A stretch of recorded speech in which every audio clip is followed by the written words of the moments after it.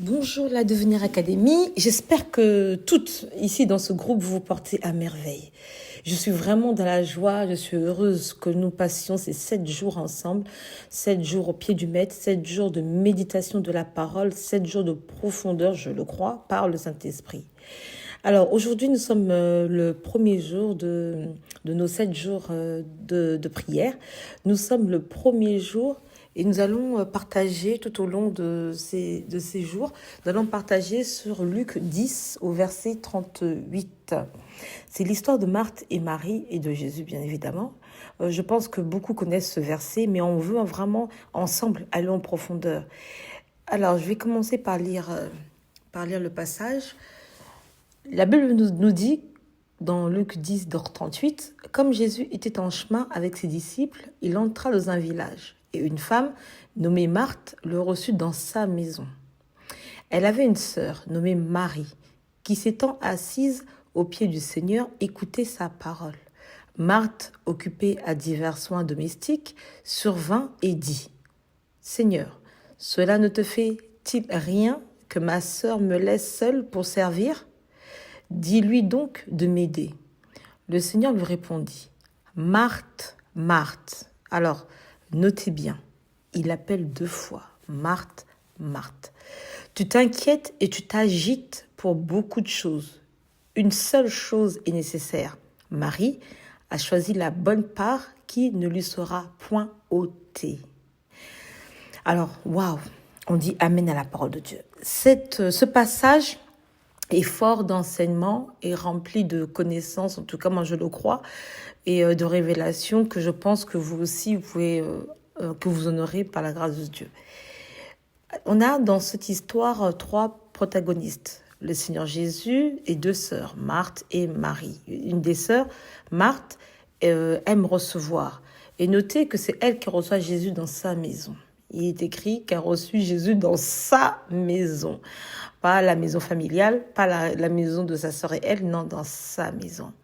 Et Marthe, elle est occupée à diverses tâches. Nous, toutes les femmes, hein, on aime recevoir.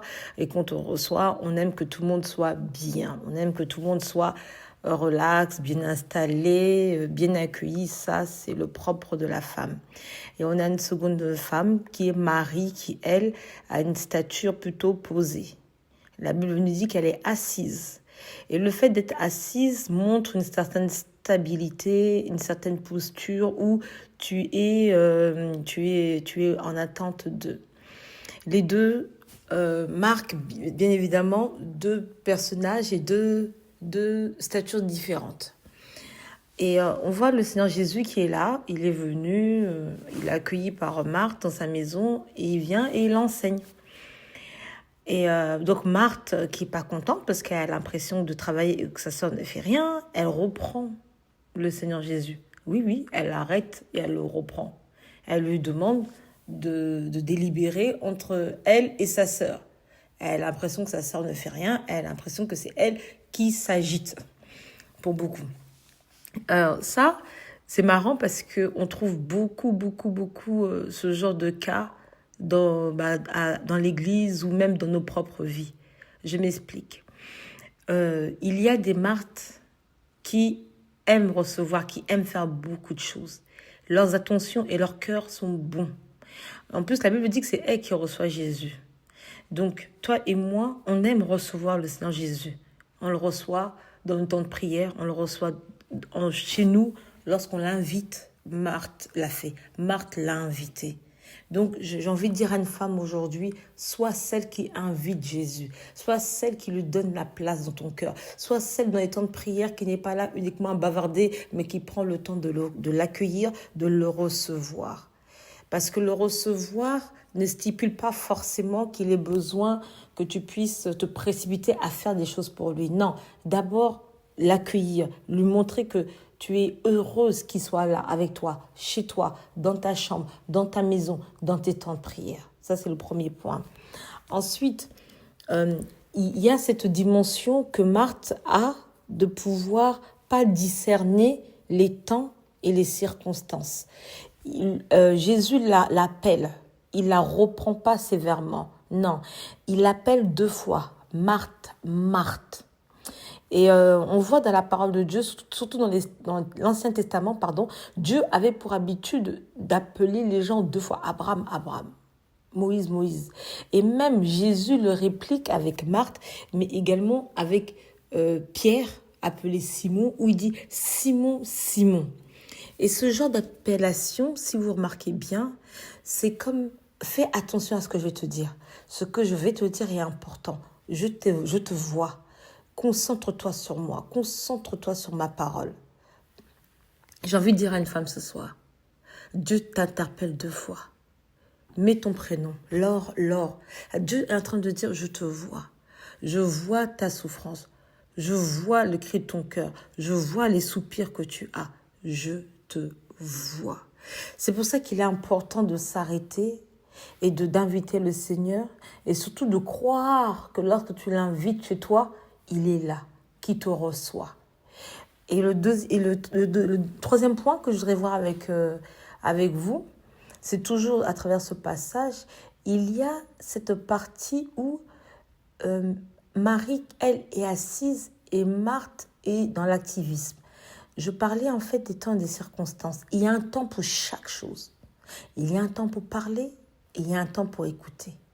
Il y a un temps pour semer et un temps pour récolter. L'Ecclésiaste nous dit, il y a un temps pour chaque chose. Et même dans nos temps de prière, dans nos temps d'intimité avec le Seigneur, il y a des temps. Il y a des temps où il faut que tu arrêtes tout. Tu as accueilli Jésus chez toi. Tu l'as accueilli dans tes temps de prière. Chut. Écoute-le maintenant te parler. Écoute-le t'enseigner. Il y a un temps pour chaque chose.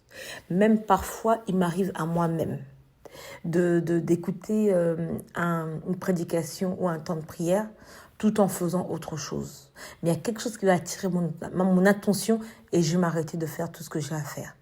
Et je vais porter toute mon attention sur ce qui est en train d'être dit. Et c'est là que pour moi, le Seigneur est en train d'interpeller Marie. Il lui dit, porte toute ton attention sur ce qui est en train de se faire, sur ce que je vais vous dire. Très important. J'ai envie d'encourager une sœur. J'ai envie de lancer ce challenge-là. Si, comme moi, tu es multitâche et que tu aimes faire beaucoup de choses, d'accord? Parce que c'est vrai, on n'a que 24 heures dans une journée. Mais prends des moments où tu t'arrêtes dans la présence de Dieu, après avoir invité le Seigneur Jésus dans la prière.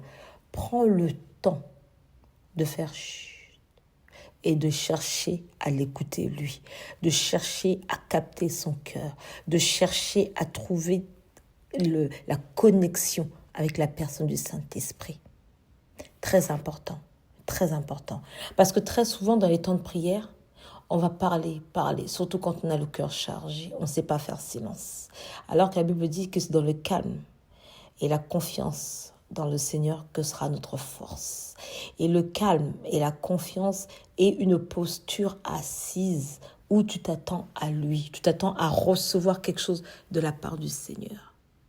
Donc voilà pour moi, cette première partie, voici l'échange que je voulais faire avec vous. Et je prie que quelqu'un ait reçu quelque chose.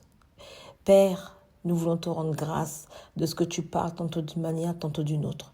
Et nous croyons qu'encore, Seigneur, tu vas ouvrir notre entendement à pouvoir faire silence dans ta présence et recevoir notre part, celle qui ne sera point ôtée. Moi, je crois que Marthe avait reçu la sienne, parce que Jésus a pris le temps de l'interpeller, comme tu nous interpelles encore aujourd'hui, à apprendre à faire silence et à nous poser et à avoir confiance en ce que toi tu veux et que tu vas nous dire.